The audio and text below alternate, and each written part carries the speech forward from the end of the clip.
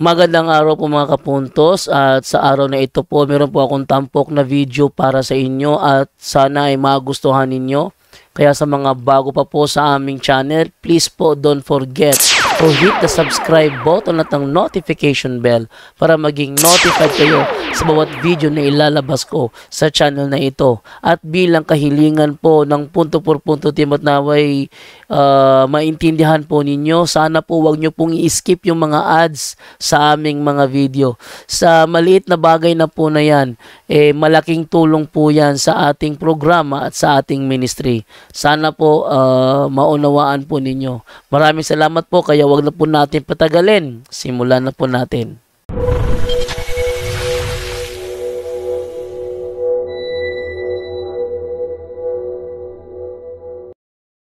Hanggang doon na lamang. Meron pa tayong 2 minuto. So, bigay ko ito kay Kataholos. Kataholos, good evening sa'yo.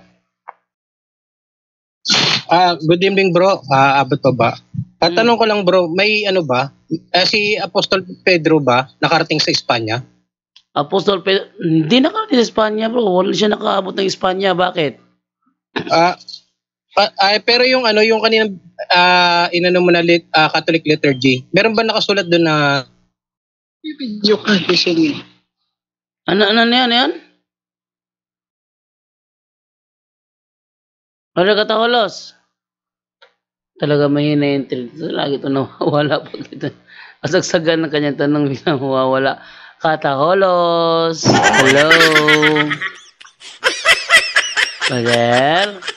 Hindi ko na pakinggan yung ano mo. Hello? Nawala na si Kataholos. Hello? Kataholos? Hello? Talaga nawala si Kataholos. Yun, may katanungan doon si Kataholos na hindi nabigyan natin ng kasagutan dahil siya naputol. Ang tanong niya, nakapunta ba daw si Apostol Pedro sa Espanya? Hindi nakapunta sa Espanya si Apostol Pedro. Pero malamang si Apostol Pablo o yung mga alagad ni Apostol Pablo.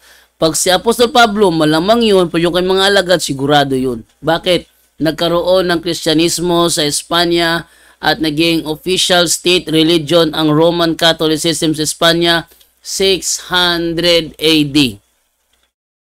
No?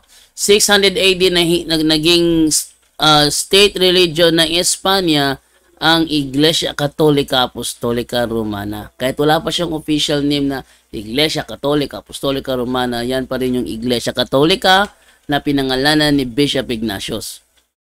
No? So, ang nakapunta sa Roma, it's either Apostol Pablo o yung kanyang mga alagad. So, yun po ang kasagutan sa naturang tanong, hindi nakapunta sa Espanya si Apostol Pedro. So, atin nang i-continue sa next na magtatanong. Lipat na lang ako dito kay sa kay Nenen Gallinero Liosala. Hello. Magandang gabi po. Hello, good evening po. May tatanong po ako. Sige, go ahead, Ano po yung pinagkaiba ng Katoliko at saka yung born again Christian? Ano daw pinagkaiba ng Katoliko at born again Christian? Romel Palma, yung asawa mo born again, di ba?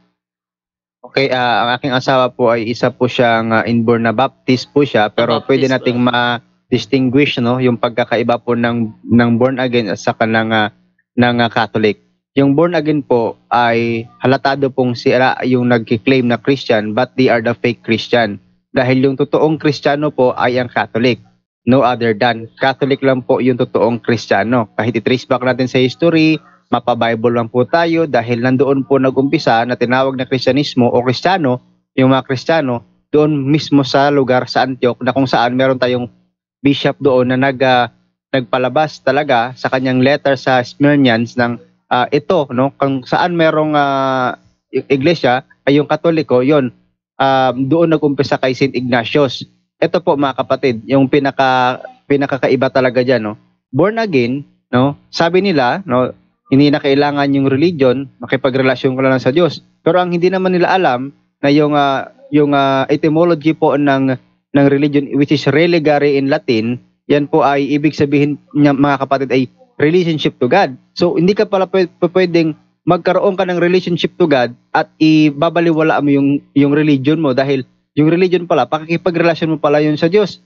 Sabi pa nila, no, sa born again, sa turo nila, kapag maligtas ka na, once and always saved, yun yung kanilang paniniwala. Pero para sa atin, sabi din ni San Pablo, ay patuloy siyang gumagawa ng bagay para yung kaligtasan niya ay masiguro talaga. Ito naman tinuturo talaga sa atin, no? Alalahanin natin yung sinasabi din sa Biblia, Mateo 25:31-46, na kailangan hindi lang pananampalataya ang meron tayo, dapat meron tayong mabuting gawa. Anong ginawa dito doon?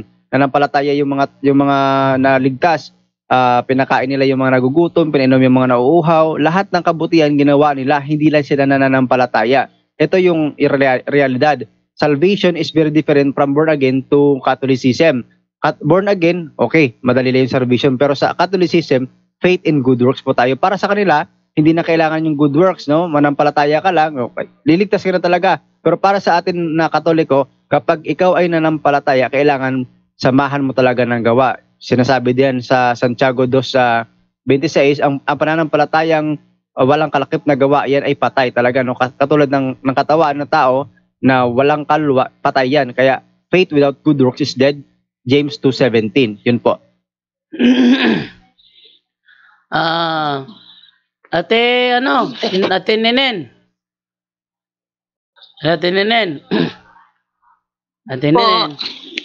Punto por punto, straight to the point, pinagkaiba ng born again at saka ng Katoliko. Ang born again tatag lang ng ordinaryong tao, ang Katoliko tatag ni Kristo. Yun, tapos. Bakit po yung minsan po ang message po ng pastor po ay nagiging totoo po? No, nagiging totoo. Hindi kailanman nagiging totoo ang message ng pastor. Hindi kailanman. Lagi lang sinasabi na sila ay founded by Christ, but in reality, not. Sila ay nagsimula lang kay Charles Parham. Bakit po pag pinag-pray po namin yung message niya nagkakatotoo naman po minsan? Sagot ako dyan, Bro Jando. Sige, go ahead, Brother Romel. Actually, meron ding sagot yung Biblia. Pakiano na lang po, Brother Jando, yung ikalawang Tesalonica 2:9. Bakit po nagkakaganyan? Kasi nililin lang po tayo ni Satanas. Ito po kasi yung mababasa natin sa ikalawang Tesalonica 2:9. Ito sabi sa 2:9 ng ikalawang Tesalonica, ihahayag ang taong masama na taglay ang kapangyarihan ni Satanas. Gagawa siya ng lahat ng uri na nakalilin lang na himala, babalaghan at kamanghamanghang bagay. Yan, klarong-klaro po yan. Sagot po yan sa katanungan. Hello po. Bakit po minsan po binabanggit ni Pastor si Jesus? Yes, Mateo 7:21, hindi lahat ng tumatawag ng Panginoon ay talagang maliligtas. Yan, Mateo 7:21-23, yung mga nag-preach, yung mga naggawa ng milagro, yung mga sa ngalan ng Panginoong Hesus ay gumawa sila ng kung ano man dyan sa pangalan ng Panginoon. Pero anong sa 23? Sila ay sinabihan pa ng Panginoon, lumayo kayo sa akin, hindi ko kayo nakikilala. Ito pa, dagdag na talata, unang Juan 2:18-19. Ito, tingnan natin ha. Sabi ganito, pakinggan mo mabuti. Mga anak, ang nagsasalita si Apostol Juan. Si Apostol Juan, alagad ni Kristo. Sabi niya, malapit na ang mga huling araw. At tulad ng narinig ninyo, malapit na ang pagdating ng Antikristo.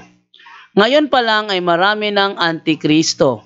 Kaya alam nating malapit na ang mga huling araw. Verse 19, kahit naging kasama natin sila, yung Antikristo pala, dati kasama ng mga apostol. Sapagkat kung tunay na kabilang sila, nanatili sana sila sa atin. Ngunit ang pagtiwalag nila'y nagpapakita na hindi talaga sila kabilang sa atin. Ang mga apostol may kinabibilangang grupo.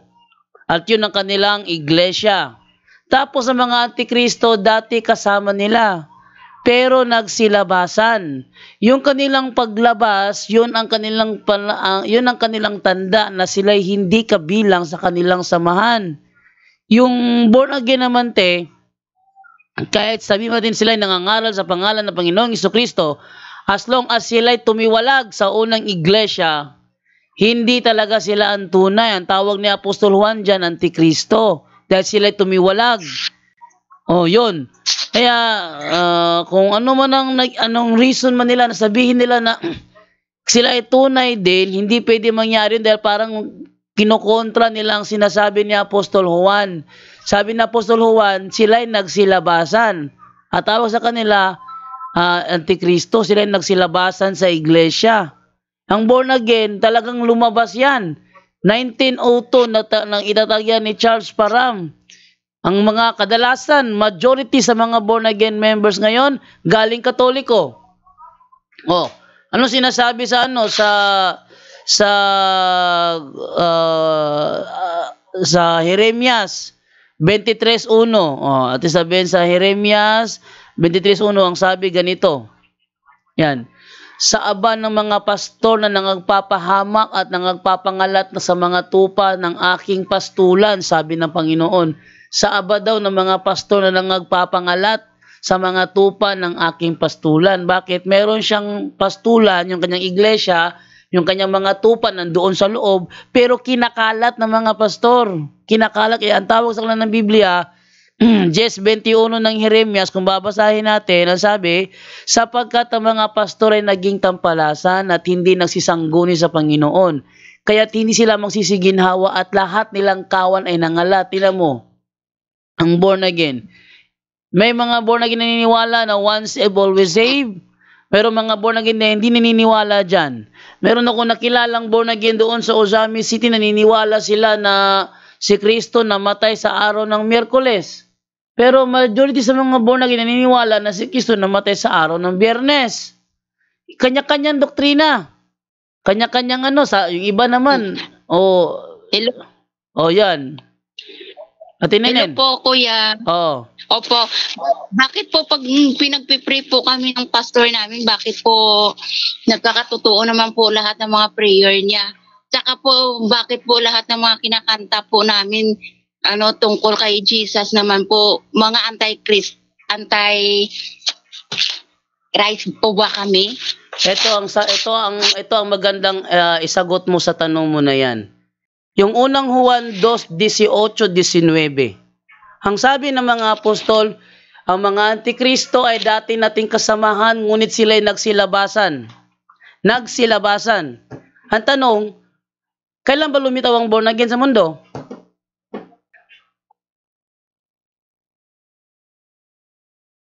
At tingnan, pagkisagot yung tanong, kailan lumitaw ang born again sa mundo, ang born again Christian?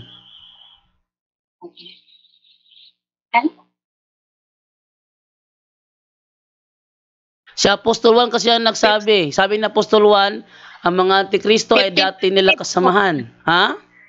1500. Wala pang born again 1500. Ang lumitaw noong 1522, si Martin Luther, the father of Protestantism, Lutheran Church yon. Wala pang born again nun. Lutheran yon.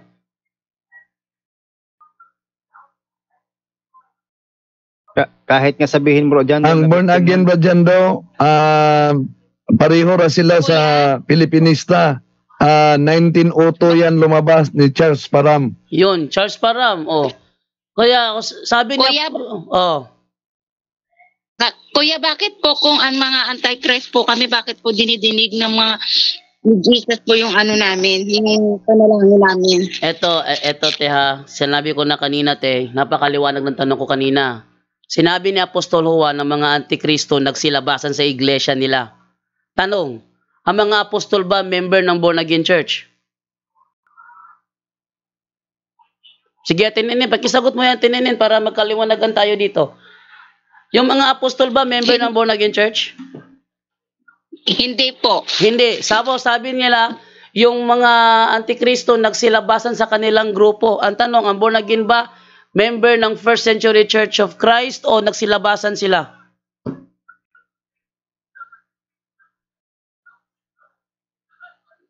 Hindi ko po alam. Anong hindi mo alam? Kaya po ako nagtatanong. 1902, sinabi ni Brother Wendell, ang born again Christian, nagsimula yan 1902, sinimulan niya ni Charles Parham. Siya nagsimula niyan doon sa United States of America, na ang born again Christian doon nagsimula. Ang branch ng born again Christian, yung Pentecostal Church, si Charles Parham din ang founder noon. Ngayon, connected sila ang born again Christian at saka ang Pentecostal Church. Ngayon ito, sabi ni Apostol Juan, ang mga antikristo ay nagsilabasan sa kanilang grupo. Naniniwala ka ba doon, Teo? Sumasalungat ka doon sa sinasabi ni Apostol Juan?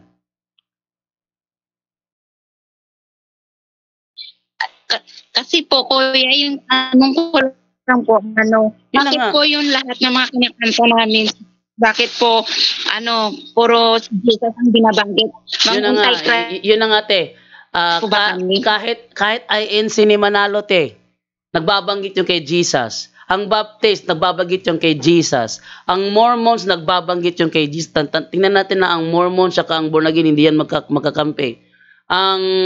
Ang saksi ni Jehovah, nagbabanggit rin yan kay Jesus. Pwede nyo kasama ang saksi ni Jehovah. Lahat kayong mga Protestante nagsasabi ng pangalan Jesus. Pero ang tanong dyan, sumasang-ayon ka ba sa sinabi ni Apostol Juan na ang mga antikristo ay nagsilabasan sa kanilang iglesia? Sangayon ka ba doon? Yes, Brajando. Pakibasa din sa 2 Korinto, Kapitulo 11, 12-15. 2 Korinto, 11, 12 ang 12 hanggang 15, ang sabi naman ay ganito. At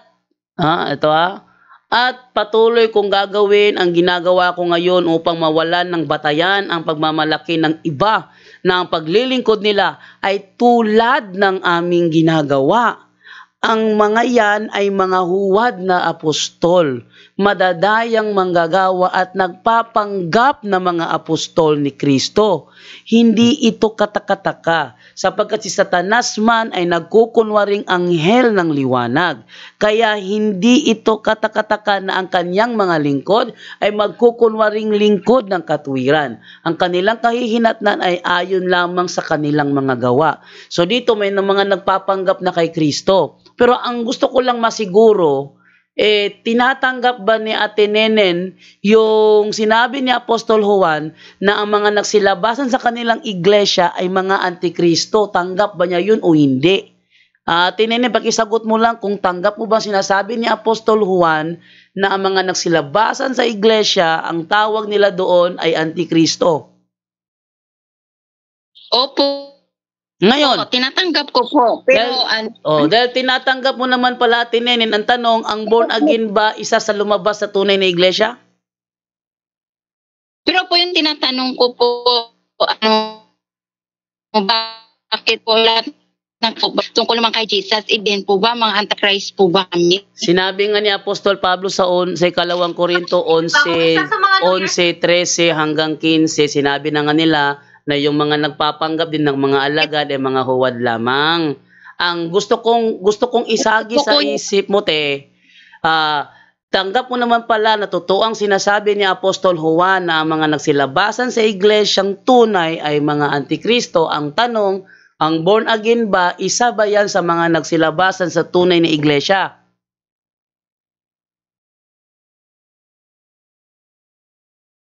Pakisagot para hello confirm. Po, kuya. Oo. Hello, bakit po mga antichrist po yung mga born again? Bakit binidinig naman po ni Jesus yung mga pananagot? Sinagot na yan kanina.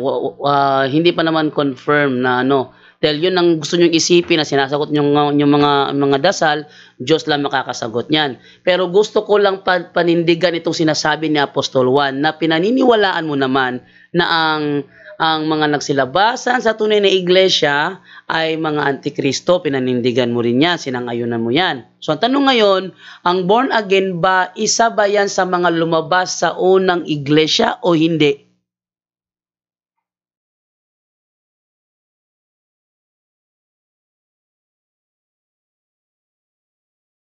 Ate Nenen, pakisagot, isa ba ang born again sa mga nagsilabasan sa unang iglesia o hindi?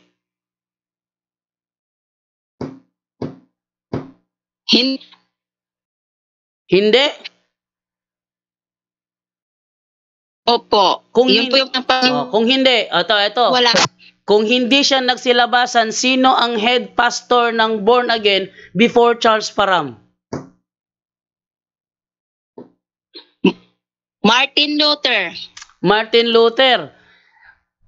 Saan ang ebidensya mo na connected ang Lutheran Church at ang Born Again Church? Connected Saan nga, po sa Tess? Catholic. Saan ang ebidensya mo na connected ang Born Again Church at ang Lutheran Church? Kasi hindi connected ang Lutheran sa Catholic kasi tumiwalag siya. Pag sinabi tumiwalag, pinutol na niya ang linya niya. Kaya wala siyang connection sa Catholic Church. Ang tanong, sabi mo kasi before ni Charles Parham, ang inyong head pastor ng Born Again ay itong si Martin Luther. Ngayon, nasaan ang ebidensya mo na connected ang Born Again kay Martin Luther at saan naman natin mababasa na si Martin Luther ay naging founder ng Born Again Church?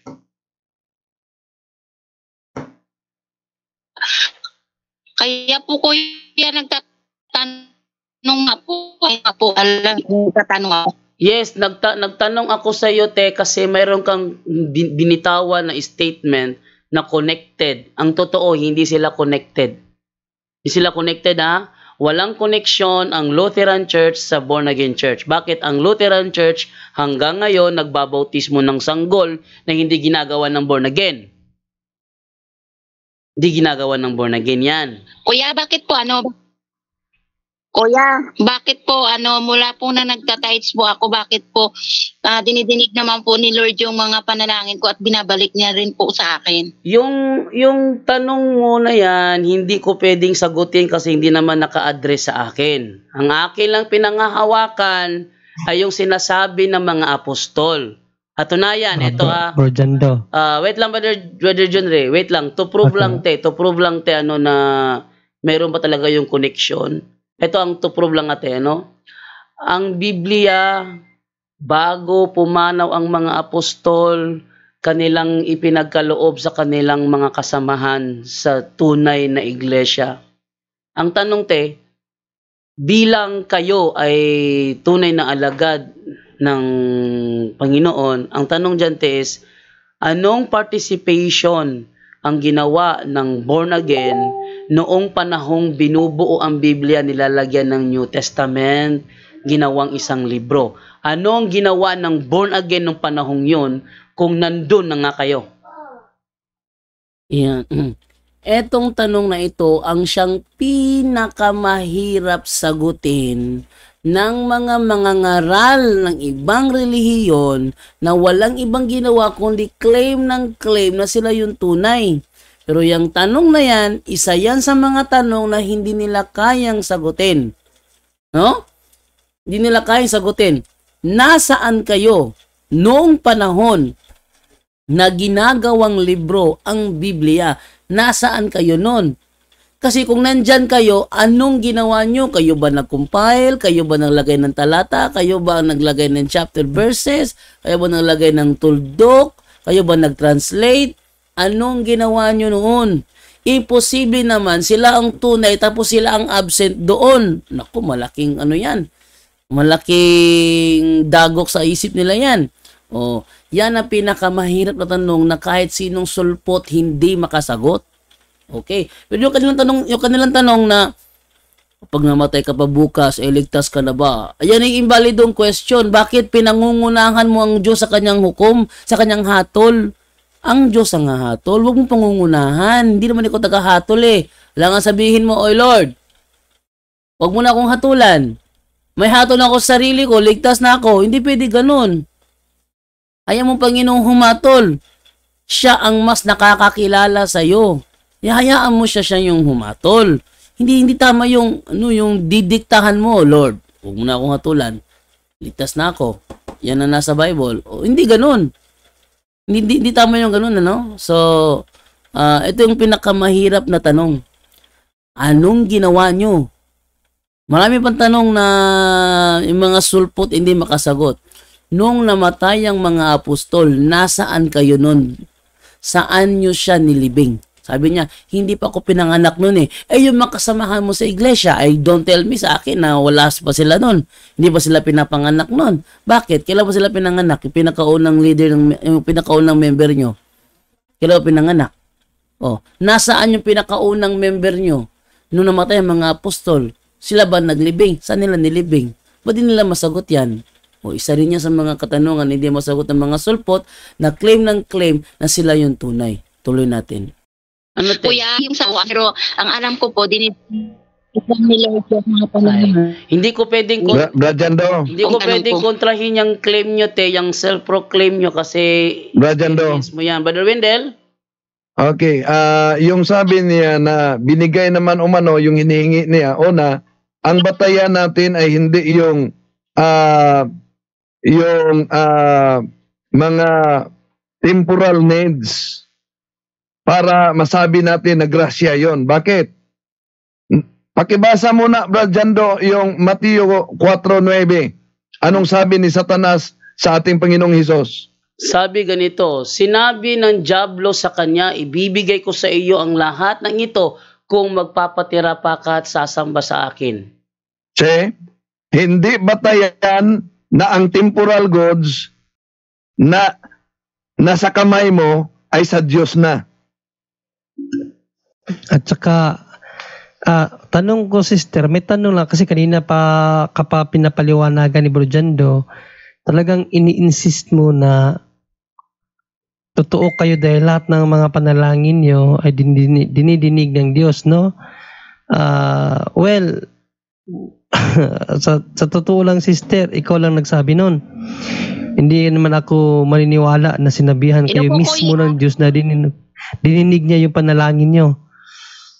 No? Kasi self-proclaim yun. Pero tanong ko lang sister, maliban sa paniniwala niyo na kayo ang totoo, naniniwala din ba kayo ng ibang protestante na kiklaim din na totoo sila? Maliban sa mga born again na halimbawa, sabihin natin itong mga SDA church, naniniwala ba kayo na nag-claim din sila na totoo sila? Naniniwala kayo doon o hindi? Naniniwala po. Kasi po bilang isang born again Christian po, hindi naman po yung kung Katoliko ka, Iglesia ka, o kahit okay sister, okay, ganun na. Po. So ganito sister, dahil pala naniniwala din kayo sa kanila, sa tingin mo totoo ang paniniwala nila na bawal kumain ng baboy?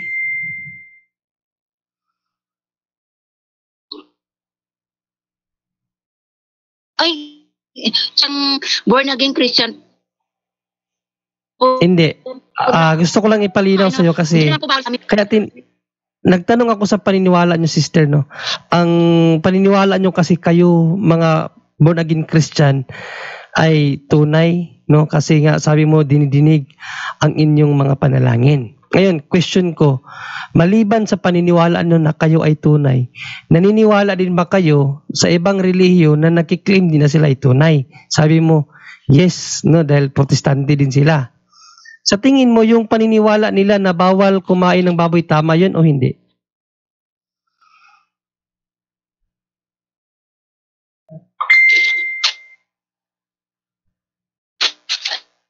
Sister? Tama po. Kasi may kanya po pala niniwala ko eh. Kaya sa Iglesia. Okay. Sa tingin nyo, kayo mga born again, sa tingin mo kayo mga born again, kumakain ng baboy o hindi kumakain ng baboy? Kumakain po. Wala naman pong... O alin ngayon ang tama? Brother John Ray. Tama. Bro. Ang toro sa amin sa SDA, ang kakain ng baboy susunugin. Oh. Tas may turo pa sila sister ng kakain ng baboy may impyerno ayon sa Isayas. Sa tingin mo sister? Hindi po ako naniniwala. Hindi po ako na lahat po na nakakain po ng baboy ay nasa mapa-impyerno po. Pero sinabi po nga ni Jesus, ang lahat po ng mga kinakain natin ay nilinis niya na po. Pero to kaya ngayon sister, gusto ko malagay mo sa isip mo ba na yung claim pala ay hindi siya nagpapatunay na totoo na sila. Kung sila Kasi may mga nagkiklaim pala na mali din ang aral. Pero John Ray, Halimbawa na lamang ng mga SDA, nag-claim sila na tama sila, pero nangaral sila na bawal kumain ng baboy dahil maiimpyerno. Ngayon, kung sasabihin mo na tama din sila, abay, contradict yun sa paniniwala mo. Dahil kayo, kumakain kayo ng baboy at naniniwala ka na hindi ka maiimpyerno sa pagkain lamang ng baboy. So ngayon, questionable ang paniniwala mo na tama din sila.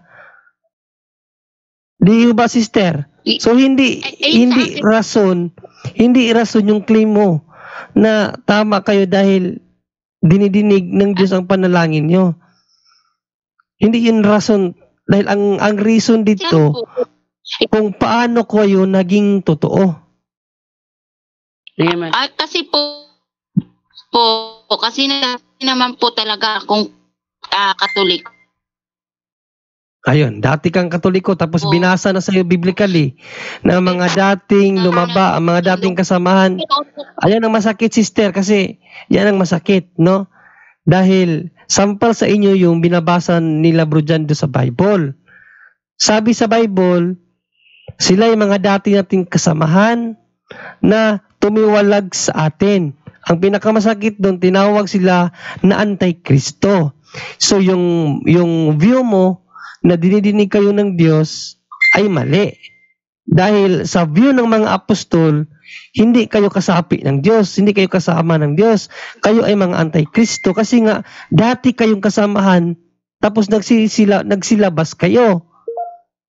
Ngayon, sister, saan kami maniniwala? Saan ba tayo dapat maniniwala? Sa nakasulat o sa hindi nakasulat, sister?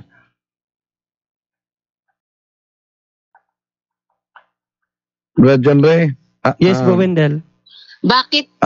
Dati siyang Katoliko at kung tingnan natin ang mabasa dito sa isang Protestant Bible, ito po mabasa natin Romans chapter 11 verse 12.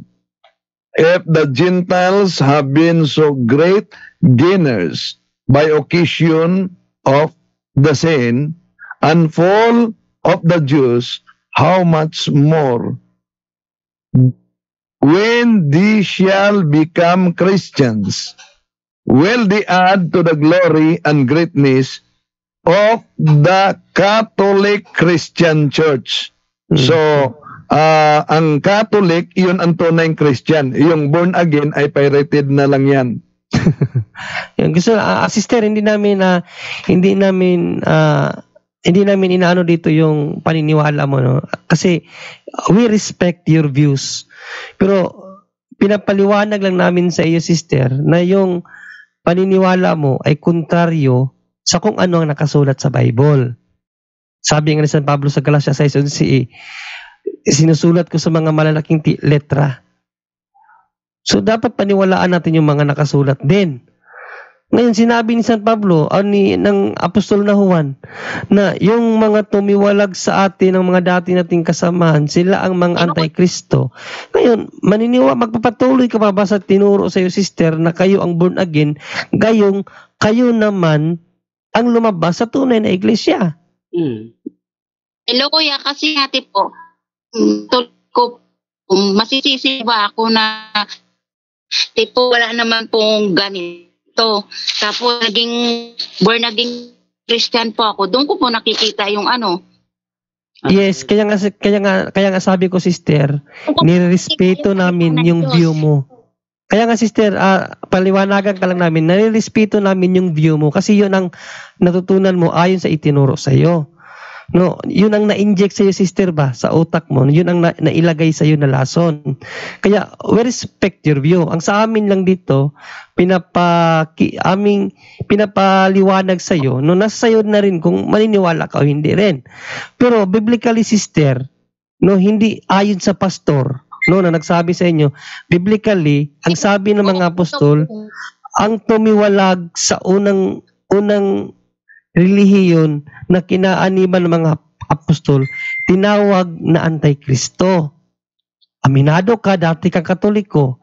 Aminado ka ang born again, kailan lang lumabas. Ibig sabihin, Katoliko ang nauna.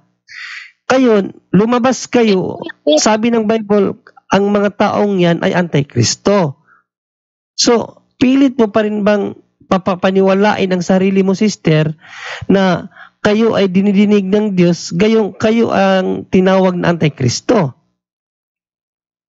Opo ko ako. Yung paso namin kasi hapon na dinidinig man po ni Lord ang lahat ng langin namin. Mabasa ko talata, Brother John Ray. Basa ko Sige, bro. talata.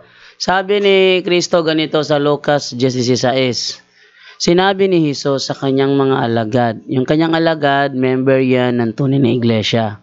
Sabi niya, ang nakikinig sa inyo, yung inyo dyan, referring yan sa iglesia. Ang nakikinig sa inyo ay sa akin nakikinig. Ang nagtatakwil sa inyo ay nagtatakwil sa akin. At ang nagtatakwil sa akin ay nagtatakwil sa nagsugo sa akin. Yan ang kahihinatnan ng mga nagtakwil sa iglesia. Sang-ayon ka ba dito, Ate Nenen?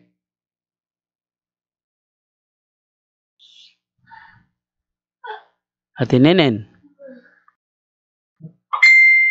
Opo, ano po yon? Sang-ayon ka ba dito sa sinabi ni Kristo na ang nakikinig sa iglesia ay nakikinig sa Kanya at ang nagtatakwil sa iglesia ay nagtatakwil sa Kanya? Sang-ayon ka ba rito?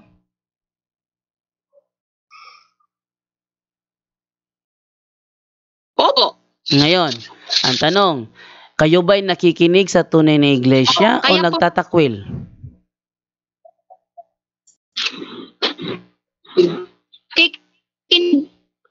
Nakikinig Kaya- kayo sa tunay na iglesia? Ako naniniwala Hindi, ang tanong ko, nakikinig ba kay kayo? Mama Mary na Hindi, ang tanong ko, nakikinig ba kayo sa tunay na iglesia o nagtatakwil? nakikinig po. Ngayon, ano ang tunay na iglesia?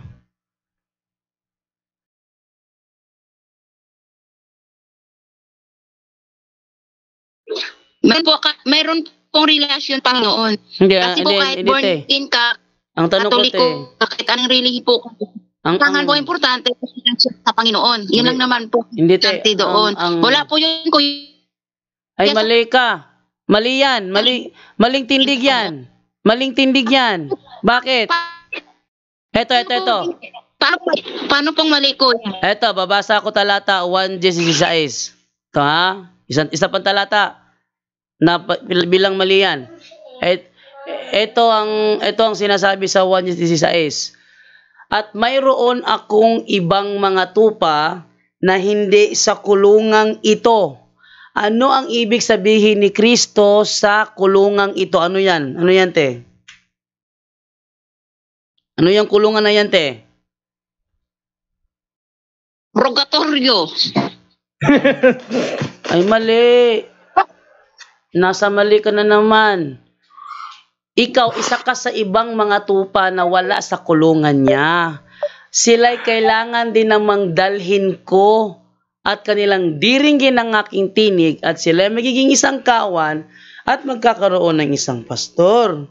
Ang ibig sabihin niyan, te, ang gusto ni Kristo, kayong mga ibang tupa niya na nasa labas ng kulungan, yung kulungan dyan, yung kanyang iglesia. Ang sabi niya, dadalhin niya, papapasukin kayo. Ang tanong, ba't hindi kayo pumasok dyan, bagkos iniwan nyo yan at lumipat kayo sa born again?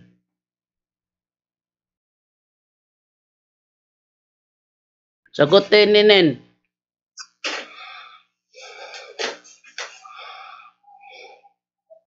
Pakisagot mo yan, Ate Nenen.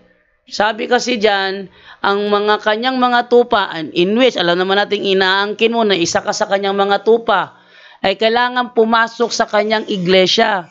Ang tanong, bakit mo iniwan bagkos ikaw ay lumipat sa ibang kulungan? At saka bro Jando, kung babalikan mo pa yung mga naunang bersikulo dyan, sister, napakaganda ng talata na yan kasi sabi ng Panginoon dyan, ang isang tunay na pastor, sabi sister, ang isang tunay na pastor, sa isang daan na kanyang tupa, mawala yung isa, iiwanan yung siyam na putsiyam, hahanapin yung isa. No? Hindi niya sinabi na hahayaan niyang magka-watak-watak ang kanyang mga tupa. Hindi ganun, sister. Isang kawan, sabi nga doon sa binasa ni Bro Jando, isang kawan, isang Opo, pastor.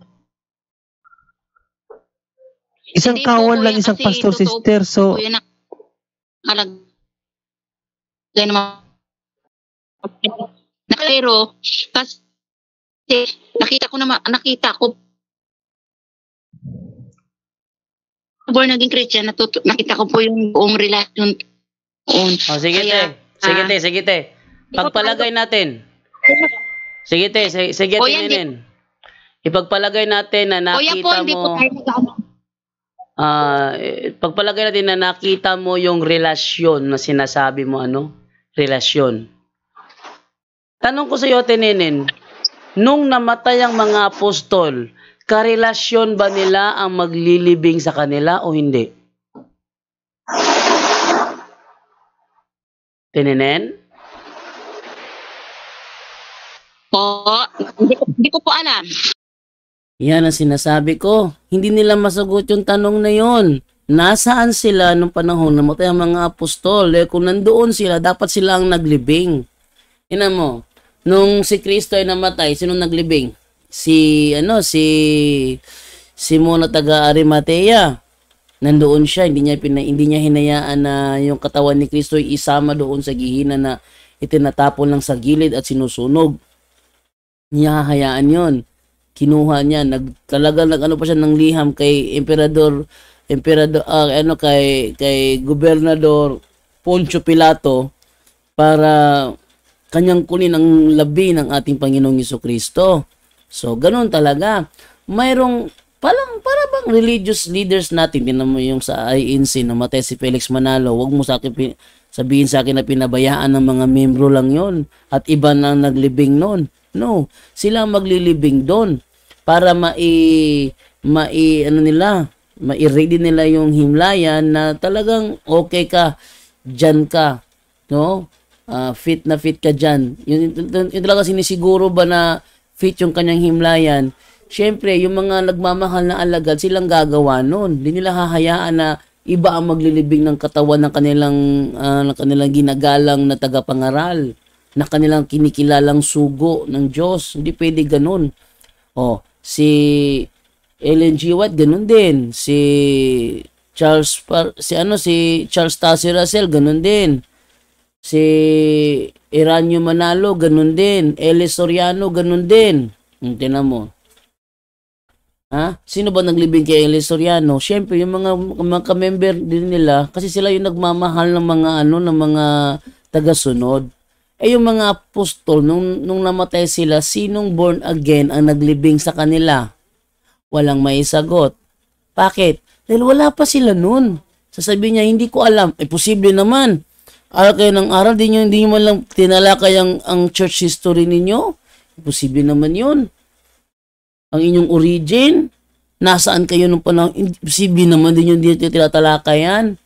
Doon na. Di nila masagot tanong. Sabi niya na Tininit ba to? Na Tininit, sabi niya, hindi ko alam. Hindi niya masagot yung tanong na yun. Tuloy natin. Ang tanong ko sa iyo, ulitin ko sa tanong ko sa iyo nung namatay ang mga apostol, karelasyon ba nila ang maglilibing sa kanila o hindi? Karelasyon. Kaya nga. Ngayon, tanong ko. Kaya po, di ba? Saang born again church nakalibing ang mga apostol to prove na kayo ay may relasyon? Saang born again church nakalibing ang mga apostol? Wala po. Paano mo na mapuprove sa akin ngayon na in reality, kasi yung sabi mo kasi relasyon, pwede nyo i-claim yun na sabihin nyo na may relasyon kami. Hindi naman namin pwedeng yung experience nyo Pero dito tayo sa base sa reality. Sinangayunan mo na ang maglilibing sa mga apostol ay ang kanilang mga karelasyon. Tanong ko ngayon, saang born again church nakalibing ang mga apostol? Sabi mo, wala. Paano mo ngayon mapapaliwanag ngayon, na ang Katolikong iniwan mo, doon nakalibing ang lahat ng mga apostol maliban kay Judas Iscariote?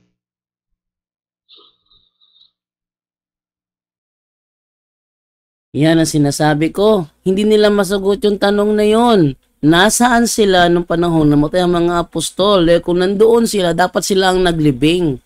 Ina mo, nung si Kristo ay namatay, sino naglibing?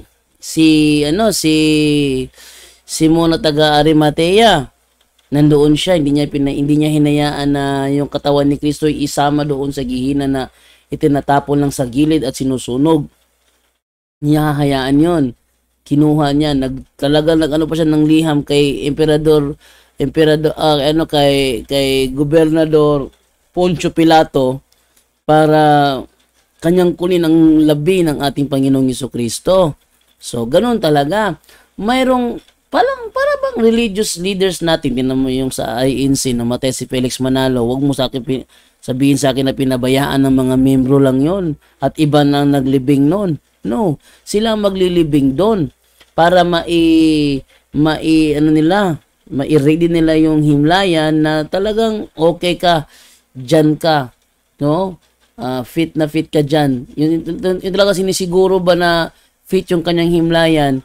Siyempre, yung mga nagmamahal na alagad, silang gagawa nun. Hindi nila hahayaan na iba ang maglilibing ng katawan ng kanilang ginagalang na tagapangaral, na kanilang kinikilalang sugo ng Diyos. Hindi pwede ganun.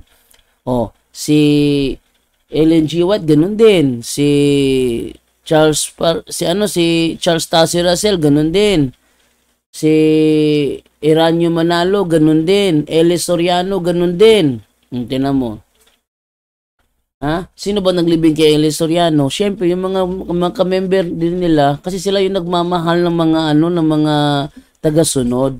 Yung mga apostol, nung namatay sila, sinong born again ang naglibing sa kanila? Walang maisagot. Bakit? Dahil wala pa sila nun. Sasabihin niya, hindi ko alam. Posible naman. Aral kayo ng aral, hindi nyo man lang tinalakay ang church history ninyo. Posible naman yun. Ang inyong origin, nasaan kayo nung panahon, posible naman din yung dito tinatalakayan. Doon na. Di nila masagot tanong.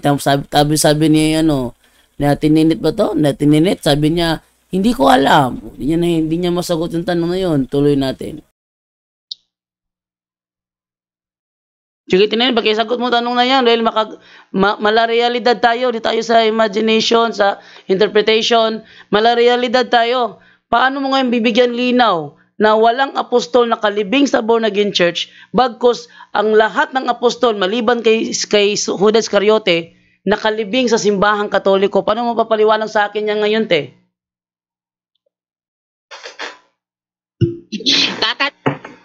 Tanungin ko ba yung pastor?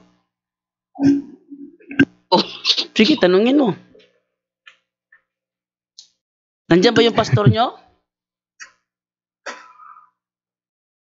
Nandiyan ba yung pastor nyo, te? Kuya, kasi ito lang po yung wala po. Ay, tulog na po. Doon sa bahay lang po ako. Kaya hindi lang po ako napasok dito, kuya. Maganda. Ako lang po sa magandang pumasok ka, te, dahil lahat ng katanungan mo na patungkol sa Katoliko, na hindi nasagot dati kasi dati kang Katoliko eh.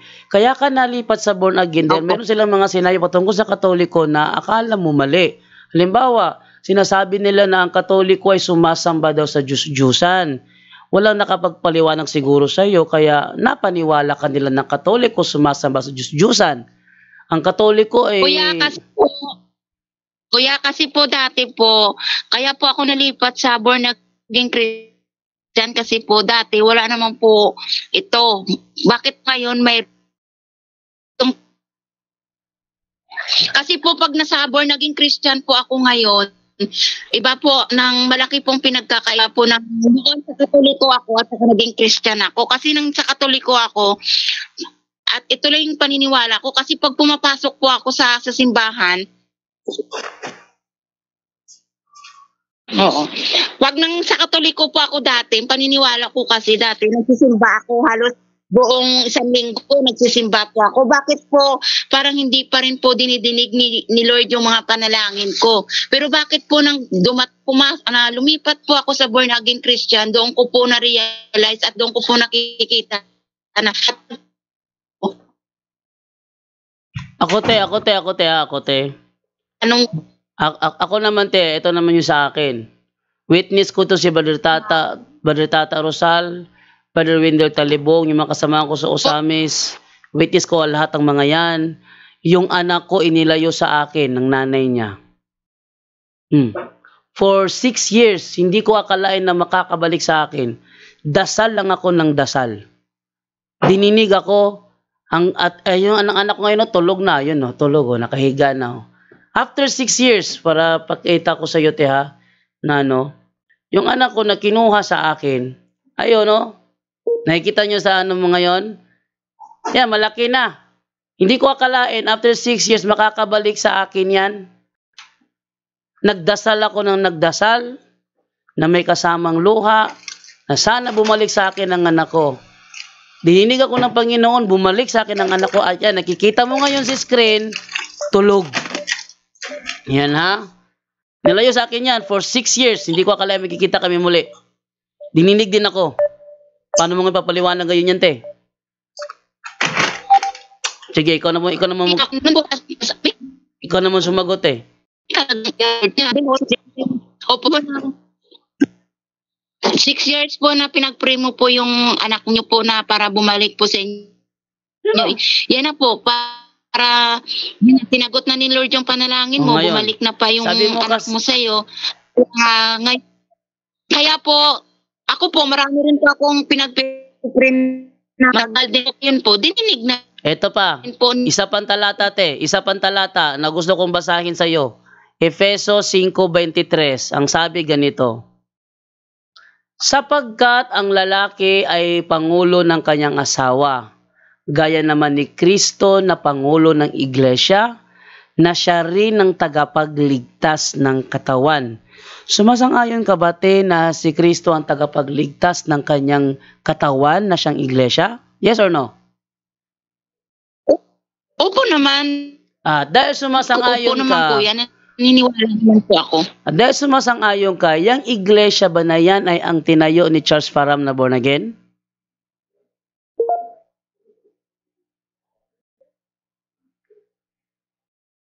Sagot, eh. Ha? Yes po. Paano yan ang tayo ni Charles Parham? Yan ka Charles Parham 1902 lang nang nagsimula. Before 1902, wala pang born again Christian. Sige, i-link mo nga, te. Before 1902, wala pang born again Christian. Paano nangyari na yung iglesyang yan, ang born again Christian? Sabi ni Kristo, itatayo ko ang aking iglesia. Nagtayo siya ng iglesia. At ang iglesia kanyang tinayo, pinersecute ni Apostol Pablo noong unang siglo. Yun ba ang born again church?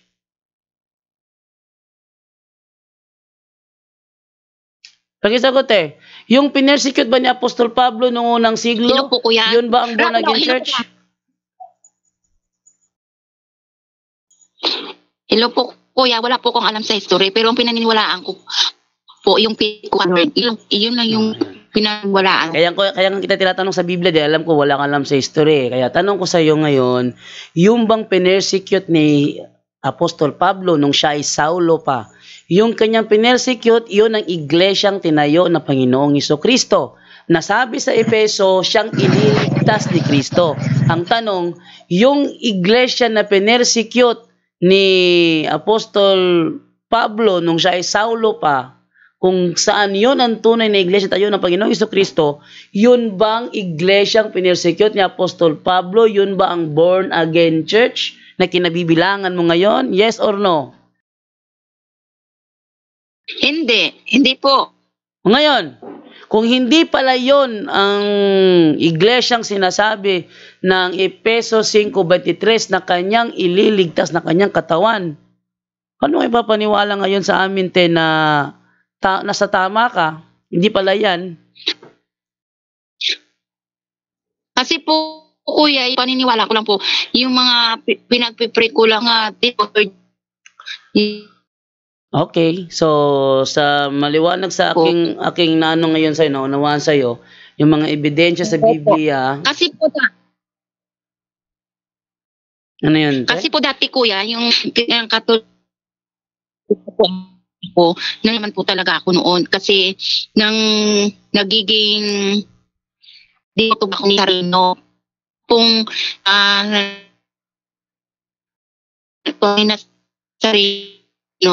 tinagal naman talaga Nino. Kaya naniniwala po ako talaga dati sa kanya.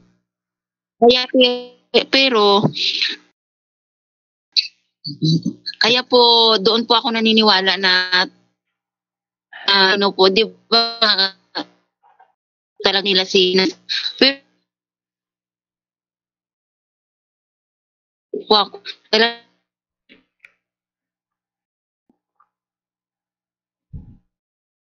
ni nasa kunis talaga ako sa pero yung sa nalaman ko po sa born again, hindi po ganun. Ito yan, Teo. Kung nangyari man na may nalaman ka nang ikaw ay naging born again na hindi mo nalaman nung Katoliko ka, yun ay dahil hindi ka nagsaliksik nung ikaw ay nasa Katoliko pa. Kasi sabi mo, wala namang ganitong programa noon. So, ibig sabihin, naiwan mo ang Katoliko kasi hindi ka nagsaliksik muna bago ka lumipat ng iglesia. Ngayon nasa iglesia ka na ng born again, ang pakiramdam mo bago sa pandinig mo, so dyan mo lang narinig. Pero ito ang masasabi ko lang sa iyo, te. Ang nangyari ay nangyari na. Ano tayong magagawa pa? Ang tunay na iglesyang tinayo ng Panginoong Jesucristo, pinangalanang Katoliko. Ang mga apostol, inilibing sa simbahang Katoliko. Lahat ng simbahang Katoliko na pinaglibingan ng mga apostol, member ng Roman Catholic Church or Greek Orthodox Catholic Church, member sila doon. Doon nakalibing ang mga apostol. Ngayon, si Apostol Pedro, doon naman nakalibing sa Vatican. Alam naman natin hindi sa inyo yun. Ngayon, sa born again, kahit saang branches ng born again, walang apostol na nakalibing doon. Kaya eto, nasa tamang iglesia ka na sana kung saan siyang pinag-iwanan ng mga apostol na kanilang aklat, kaya meron na tayong New Testament ngayon. Ang iglesia na nag-compile ng Biblia, kaya mayroon tayong Biblia ngayon. Ang iglesia na kung saan nakalibing ang mga apostol, iniwan mo na ngayon yan. Dahil nandoon ka sa iglesyang nagsimula lang noong 1902, 1901, hindi pa siya existing. Tapos, ngayon, kanya-kanyang branches, kanya-kanyang aral. Nandoon ka ngayon sa iglesyang tatag lang ng ordinaryong tao. Iniwan mo ang tatag ni Kristo. Doon ka lumipat. Hello, Kuya, bakit? Ano? Hello, Kuya, bakit po ano?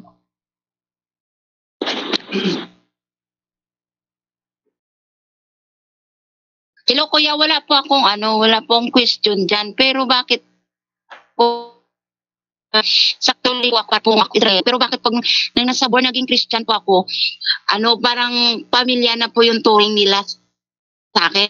Ano po yung pinag-iba doon? Pipili po sa sa born naging Christian. Te, naranasan ko rin yan, te, nang ako ay naging Sabadista.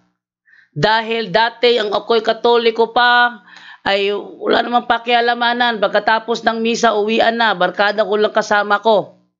Barkada ko lang. Nung ako'y naging Sabadista, naging Seventh-day Adventist Church ako, buong kaanib ng iglesia, pamilya ang turingan namin sa isa't isa. At dahil doon, nahirapan akong umalis sa Sabadista dahil ayoko na magdamdam sila sa akin. Ayoko magdamdam sila sa akin dahil pamilya ang turingan namin sa isa't isa. Pero hindi yan batayan para manatili ka sa iglesyang tatag lang ng tao. Hindi yan batayan. Oo, pamilya ang turingan ninyo. Naranasan ko rin yan nang ako'y Sabadista. Pero hindi yan batayan kahit na anong gawin ko, te. Magpakabait man ako o magsinalbahe man ako, hindi nagbabago ang iglesyang kinaaniban ko, tatag lang ni Ellen Goldwhite. Kaya umalis ako doon. Bakit ko? The same yan sa'yo ngayon. Bakit? Masisisi niyo po ba ako kung bakit? Kuya, ito bakit po masisisi niyo po hindi kita masisisi. Doon ko makikita yung presensya ng Panginoon. Te, ganyan din ang naramdaman ko nung ako'y Sabadista. Akala ko Sabadista ng totoo. Andyan si Brother Wendell Talibong, dinibati ko yan dati. Sinabi ko dati, walang doktrinang hihigit pa sa doktrina ng Seventh-day Adventist Church at mananatili akong Seventh-day Adventist Church dahil nasa SDA ang totoo. Yun ang sinabi ko noon. Pero ba't nandito ako ngayon? Yun ay dahil napag-alaman ko na kahit na anong gawin ko sa Iglesia Sabadista, yan ay founded pa rin ni Ellen G. White. Hindi yan kailangan magiging founder ni Cristo. Yes, Brother Aljan. Brother, pwede ba ako magtanong kay sister? Yes, go ahead. Sister, good evening po. Sis, narinig niyo ba ako, sis? Hello po, maganda. Yes po, may tanong maganda ako, sis, no? po. Di ba po, dati po kayo Katoliko? Ngayon po, yung tanong ko po sa inyo, saan po ba yung paniniwalaan o panindigan niyo po? Yung simbahan o grupo na tatag ng tao o tatag mismo ng ating Panginoong Diyos? Kahit na po doon sa tatag ng tao, tinatawag po tayong pamilya. Tatag ng tao po at tatag ng Diyos. Saan po yung pipiliin nyo? Doon po sa tatag ng tao na tinatanggap tayong parang pamilya o sa relihiyon na tatag mismo ng Panginoong Diyos? Pakisagot po. Siyempre po sa tatag ng Panginoon. Hindi po kailangan Ayun, sa tatag thank you ng so tao much kasi po. Ngayon po, paano ngayon yan, Paano ngayon yan, Hindi ang Panginoon ang nagtatag ng born again church, kundi si Charles Parham. Paano ngayon yan? Brother John Lo. Hello po. Sister, Bakit po? nagpapasahin akong history sa okay lang po ba? Sis? Yes po. Masisisi niyo po para ba? maliwanagan po kayo. Kasi yung pinili niyo po, yung relihiyon na tatag mismo ng ating Panginoong Jesus. Tama po ba?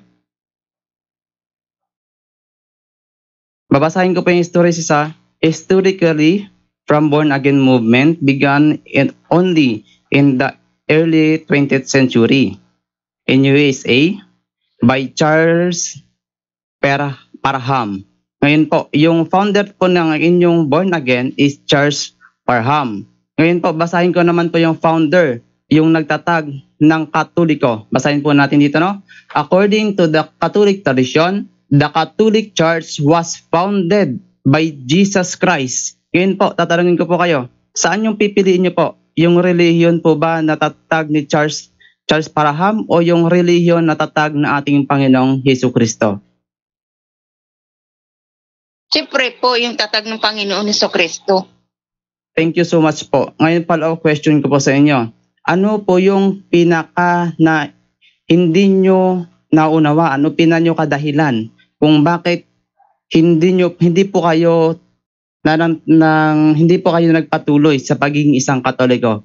Please, tanong nyo po dito ngayon at sasagutin po natin ng laptop ng dokumentado. Para po kasi, sister, nasa tamang relihiyon na po kayo.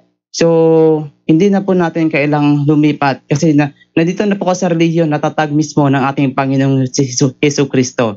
Baga naturuan na po kayo na maring aral. So, obligasyon po namin ngayon na bigyan po kayo ng pagkakataon na magtanong para po. Basta open-minded lang po kayo, sister. Go ahead. Ate Nenen, bakante ka bukas. Ate Nenen, bakante ka bukas ng gabi? Bakante ka bukas ng gabi? Ate Nenen, bakante ka bukas ng gabi? Ano po? Bakante ka bukas ng gabi, alas 8? Opo, kuya, bakit po? Pwede tayo balik bukas ng gabi alas 8 para mahaba oras natin pag-uusap? Ngayon lang po ako kaya nga, dahil bakante ka, pwede ba balik tayo bukas ng gabi, tuloy tayo para mas mahaba oras pag-uusap? Reach namin, pag na bumulang ka po hanggang ipukatas may apat. Hello, te. Te, sabi mo, te, bakante ka bukas alas 8 ng gabi, bakante ka. Payag ka ba bukas ng gabi dahil bakante ka, tuloy tayo bukas alas 8 ng gabi? Para mahaba oras. Sige po, kuya, tingnan po na. Ano mo, te, kasi bakante ka dahil bakante ka, pagbigyan mo kami dahil bakante ka. Kasi kung ngayon, 10:53 na, malapit nang mag-alas 11. Pero kulang tayo sa oras. Yes po, kuya. Pero Sister, hindi po kaligtasan po yung pinag-uusapan dito, sis. Oh, kasi kaligtasan na pinag-uusapan natin dito, kaligtasan at comparison ng born again at Catholic Church. So, doon ating ano 'yan. Bro Jando. Oh. Sa Okay. Bro, alas 12. Nakinig lang ako kay ate at sa inyo, Bro Jando, no? At ako naunawaan ko si ate, no? Kasi sabi nga niya, doon nga niya, sister, makinig ka muna, sister, kasi parting words na kasi to, sister, balik ka na lang bukas para mas lalo kapag maliwanagan. Normal yan na wait lang. Ano sabi mo, te? Kuya, may pa ako na itatanong. Kasi sa born again Christian po, doon ko po nakita yung fellowship po ng bilang isang born again. Masisisi niyo po ba ako kung bakit ganon, kuya? Ako ang sasagot, sister, hindi ka namin masisisi kasi ayon nga sa pahayag mo, doon mo nakita. Siguro, nung nasa Katoliko ka pa, nakapikit ang iyong mata. Sister, ang kinakailangan ng Diyos, sister, adoration, hindi po fellowship lang. At saka, dapat malinaw tayo niyan. Ang sabi ng Panginoong Diyos, lahat ng tao ay luluhod sa Kanya, hindi mag-fellowship. At may tinatawag, sister, na perfect contrition, perfect na pagsamba. At lahat ng perfection na yan ay makikita mo lang sa Katolik. Next time, pag-usapan pa natin ng malawakan niya para maunawaan mo. Ngayon, sister, gusto ko lang ipaalam sa iyo, sister, na lahat ng mga pahayag mo, makinig ka lang muna, sister, ha? Lahat ng mga pahayag mo kontra sa Bible. Hindi porket nakaranas ka ng kasaganahan, dininig ka na ng Diyos. Bakit? Dahil ang tunay na mga mapalad, sister, ay hindi yung nakasamsam ng kayamanan o kaginawaan sa buhay dahil sa pera. Babasa tayo ng talata, sister, ano ang tunay na mapalad according sa Bible? Tingnan mo, sister, kung itong... Makinig ka muna, sister. Kasi makinig ka muna kasi hindi ka matututo kung puro ka lang salita, sister, hindi ka makikinig. Tandaan mo, binigyan ka ng 2 tenga, 1 bibig. Bakit? Ano bang implication nun? Dahil mas gusto ng Diyos, mas makinig tayo kaysa tayo ang pakinggan. Kay sistera, morality yan. Hindi po sarado. Yes, makinig ka muna, sistera, kung ano ang tunay na mapalad according sa Bible. Yun bang sinasabi mong dinig dahil sa mga anong uri ng yaman? Makinig ka, sister, ano ang mapalad sa Bible? Tapos, pag nilayan mo, kung yan bang naranasan mong kaginawaan or pagiging mapalad mo, makinig ka muna, sister. Makinig ka muna, sister. Gusto ko, pag nilayan mo, yung natamo mong kaginawaan na sinasabi mong natagpuan mo sa born again, tas i-connecta mo siya dito sa sinabi ng ating Panginoong Jesucristo. Kung yang bang naranasan mo dyan sa pagiging born again mo ay naaayon ba sa pagiging mapalad na inano ng Diyos. So, sister, babasa tayo ng Biblia. Ang mga tunay na mapalad, sister, ay ito. Sabi ng Panginoong Diyos, mapalad. Okay na po. Kuya, ito po. Hello, kuya. Hindi po sarado po yung pag-iisip. Kaya nga, makinig ka muna, sister. Kasi patapos na tayo, sister. Ako, nakikinig lang naman ako sa inyo kaganina. Gusto ko lang. Wait lang, pakinggan natin siya. Ano sabi mo, te? Hello po, kuya. Hindi po sarado yung pag-iisip ko. Pero naniniwala po ako na meron na anak po na ina po siya ng ina po siya na Ano?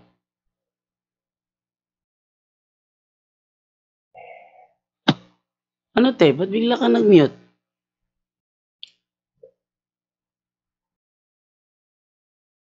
Ano, te?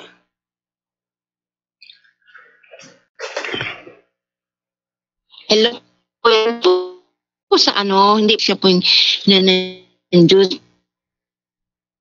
po. Ang nakikita again. Hindi po sa kuya. Te, hindi mo pwede pag malaki sa amin, te, na nakaramdam ka ng family dahil naramdaman ko rin yan sa SDA ako. So, Yung pagiging, ang alam mo, sister, no, yung mga pananalita mo na yan, lahat ng yan nasa Katolik, hindi mo lang nakita. Kaya sinasabi ko sa iyo, nung nasa Katoliko ka pa, marahil nakapikit ka, hindi ka nakamulat, no? Alam mo, sister, sa bawat parokya, mayroong tinatawag na BAC, kung alam mo yan, Basic Ecclesiastical Society ba yan? Or system? Sa S?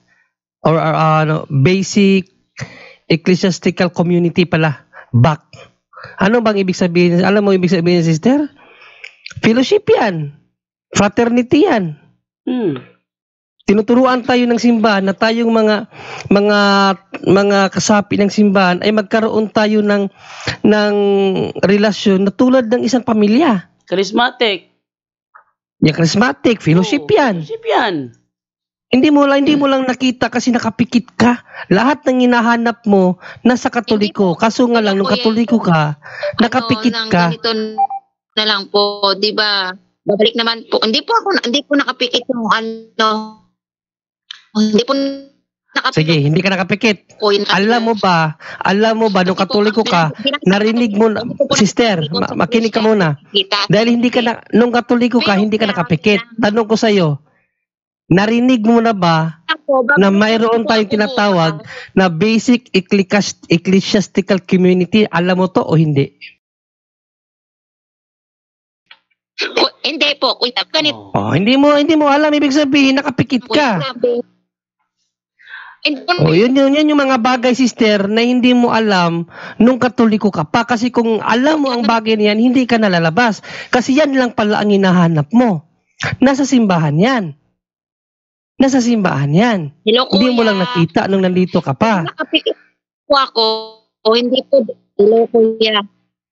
Hello. Hindi po ako. Kung nakapikit po ako, hindi po dininig ni rin ko noon. Pero ganito na lang, kuya.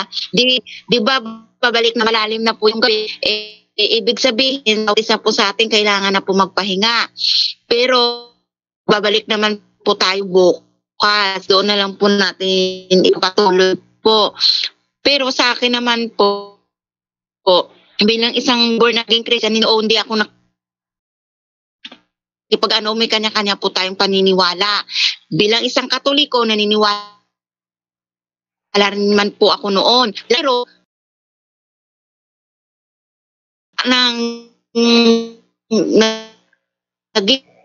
naging Christian ko, doon ko kung paano po dininig talaga ni Lord ang lahat ng mga nangin ko. Nang Katoliko po ako, talagang once talaga na nagsisimba po ako, pumapasok.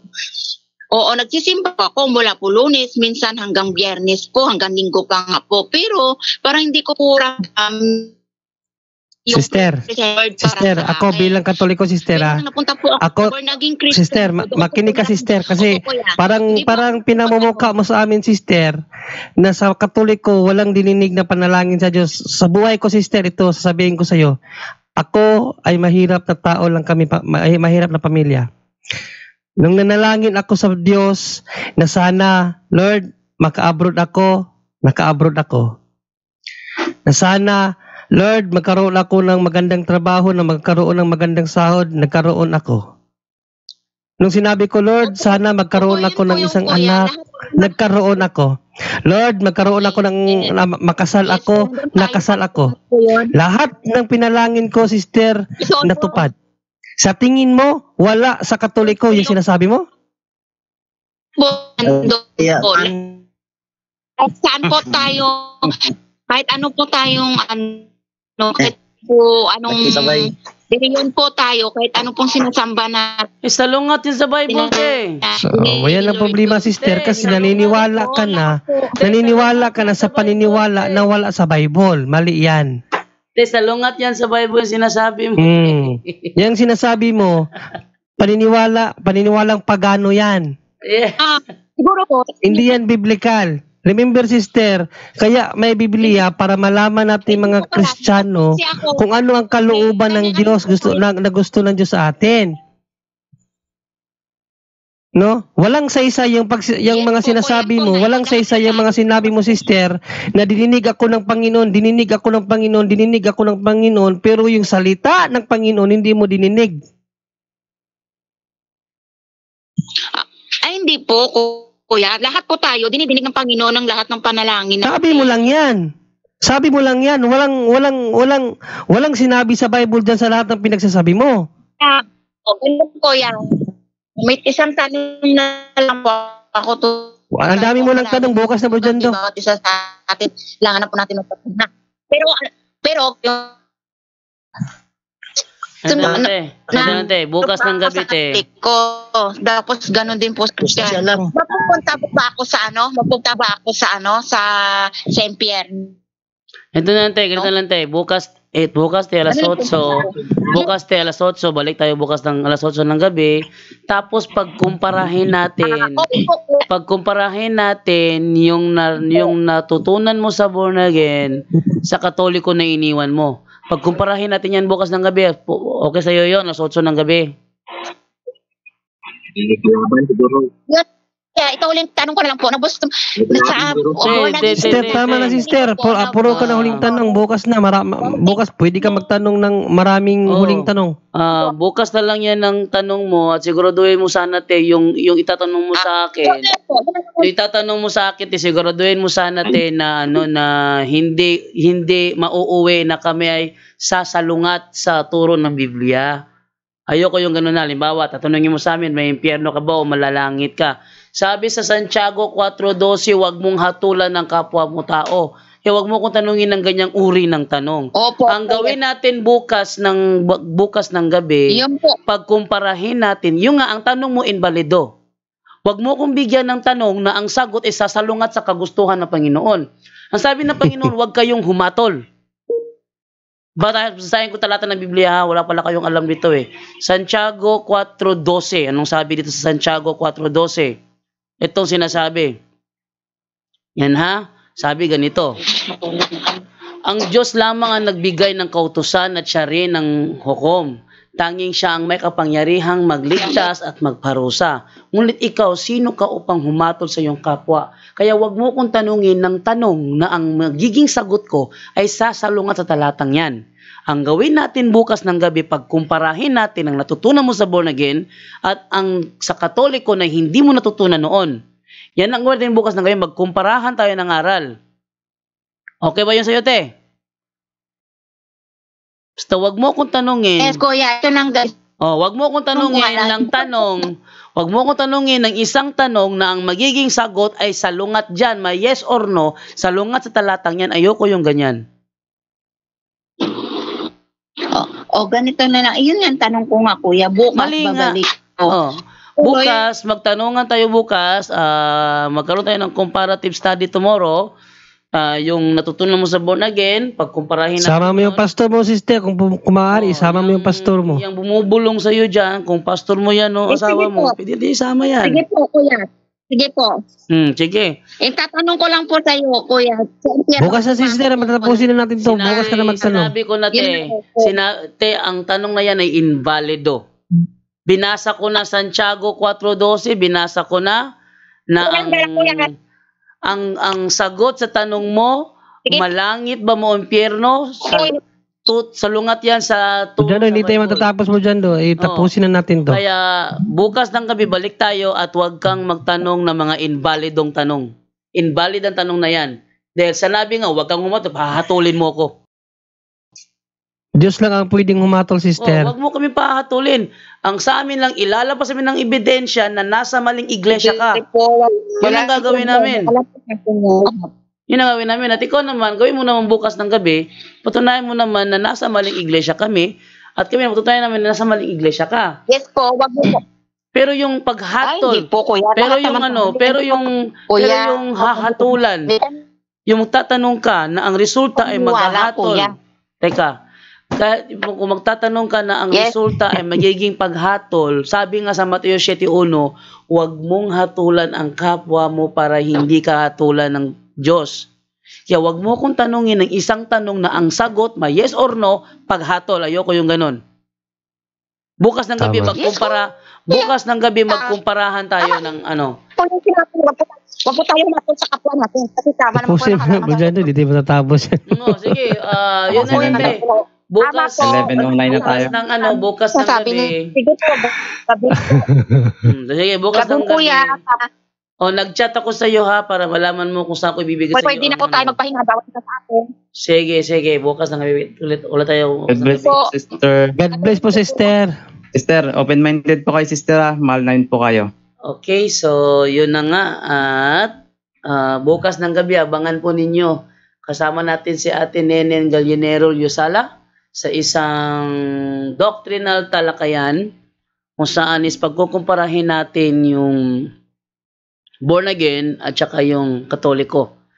Ano yung iniwan niya sa Katoliko? At ano yung natutunan niya sa born again? Yan natin pag-aralin bukas ng gabi. Sana magbalik si Ate Nenen at walang sino mang magpigil sa kanya na ituloy ang talakayan bukas ng gabi. Okay, maraming salamat sa inyo at Brother Aljan. Meron kang gusto pasalamatan, Brother Aljan? Ayun, Brother John Lono. Salamat sa mga 911 subscribers ko. Thank you so much. Uy, 911? wala, kunti na lang. Uy, Ayan, thank you so much sa inyong lahat. 911? At Mag-1,000 ka na pala. konti na lang, Brother John, 89 Kunti na lang, mga ano na lang, 90 plus na lang, o 80 plus. 89. Oo. Ayan. 1,000 na. Pero, Brother John, hindi yan importante, no? Kasi yung importante ngayon sa nakita ko, yung mapaliwanagan itong si kapatid natin na Neneng. Nanaway, Sister Neneng, kahit hindi po muna ako ma-monetize, bumalik lang po kayo bukas kasi mas importante po yung kaligtasan kaysa monetization. And po, iyon na po, isa-sakripisyo ko po kahit ganun na lang po. Bumalik po kayo bukas at maging open-minded po kayo, no? At mahal namin po kayo. Back to you, Brother John Lo. Ayun, yung naranasan niya ngayon, naranasan ko rin yan dati. Yung mga nakaranas sa ibang sekta, gaya ko, naranasan namin yan. At nang bumalik ako, doon ko naranasan na meron palang ganun. Natuwa nga ako, Bro Jando, kasi natuwa ako sa inyong dalawa kasi kayo yung may experience eh. No? Pero napakaganda nun kasi pinapakita mo sa kanya yung kung paano ka napariwara at paano ka rin bumalik. Si ate, kung maanuhan lang natin to, pwede pa to kasi ini-insist lang niya yung sa tingin niya tama pero mali naman. Pero pag nadandahan natin to, maunawaan din niya to. Tsaga-tsaga lang. Ngayon sa born again, yung dininig ang kanyang dasal, yung Doon ako na Bro Jando, na para bang wala sa atin, wala yung mga gano'n. Yung nagtuturo ng Biblia. Hindi talaga ako sasagot, Brother John Lo, kaso akala ko dati, parang Katoliko, walang alam eh. kailangan talaga ng pagmamahal natin dito. Yes, Brother Arjan. Dati, akala ko talaga Katoliko walang alam. Yan, nung nakaharap ko si Brother Bendeta Libong, hindi ko alam na ang Katoliko pala nag-aaral, hindi pala ng Biblia. Kasi dati, akala ko dati ang Katoliko bobo sa Biblia. Ang Katoliko walang pakialamanan. Pero nung ako'y nagkabalik na, doon ko nakita na hindi pa totoo yun. Okay, bukas ng gabi, talakay natin yan bukas ng gabi with Ate Nenen Yusala sa Doctrinal Talakayan bukas ng gabi alas 8. Abangan po ninyo yan. At napakaraming manunood niyan. Maraming manunood niyan. Okay, abangan po ninyo ha. Maraming salamat po, Brother Romel. Meron kang gustong pasalamatan? Tulog na si Romel. Baka po naghahanda siya para bukas kasi pesta ni San Juan. Sensya na po kayo kay Brother Romel Aipan. Junre, ikaw, meron kang gustong pasalamatan? Yun na po, Brother John Lo. Okay na ako doon na bumalik si Sister Neneng. Brother Junre, ikaw, meron kang gustong pasalamatan, Brother Junre? Yes, palagi ang Diyos, no? Pasalamat tayo palagi sa Diyos sa araw-araw, no? Sa pagising pa lang, sa mga bagay nating gawin na nagawa natin, na-accomplish natin na walang anumang nangyaring masama, no? Dahil po sa guide ng Diyos. Dahil kung wala siya, alam naman natin na napaka-harmful ng demonyo. Gusto lang niya ay tayo ay masaktan, tawag dito, mapariwara. Pero dahil po sa protection ng Panginoon, hindi yan kayang gawin ng mga demonyo. Kaya maraming salamat sa Diyos, no, sa araw-araw na grasya at protekta na binigay niya sa atin. Gayunpaman, salamat din sa inyo mga kapuntos, no, dahil kahit tumahaba na yung gabi, hindi pa rin kayo bumibitaw sa pakikinig. No, yan ay hudyat na natupad na naman yung hula na darating ang panahon, ang mga tao ay mauuhaw sa salita ng Diyos. Yan, kaya napakamaraming salamat sa lahat po ng nagsubaybay palagi sa punto por punto. Huwag niyo pong isipin na kami ay perfecto, kami ay magagaling sa salno. Hindi po ganun na. No, ang amin lang dito ay kung ano yung natutunan namin at tinatry din namin na makapag-share sa inyo. Hanggang doon lang po kami. Hindi po namin saklaw ang buong aral ng simbahan. Kaya nga nagtulong-tulong kami, mga kapatid, no, at hope, no, na darating ang panahon kayo naman. So God bless all. Okay. Brother John Lo? Panawagan lang pala ko sa lahat ng viewers. Siguro umabot tayo ng 1,000 lahat. So please na pagtulungan po nating ipanalangin si Brother Angel Santos na naway gumaling na po siya sa kanyang. Oo nga pala. Kasama po na kanyang asawa. Okay, so yan ha, at ang ating live ngayon sa YouTube ay umaabot ng 461 at sa ating Facebook naman is 156. Ayan. Concurrent viewers yan, Bro Jando? Ha? Concurrent viewers yan? O yung actual ba? Yung numero lalabas sa sa screen.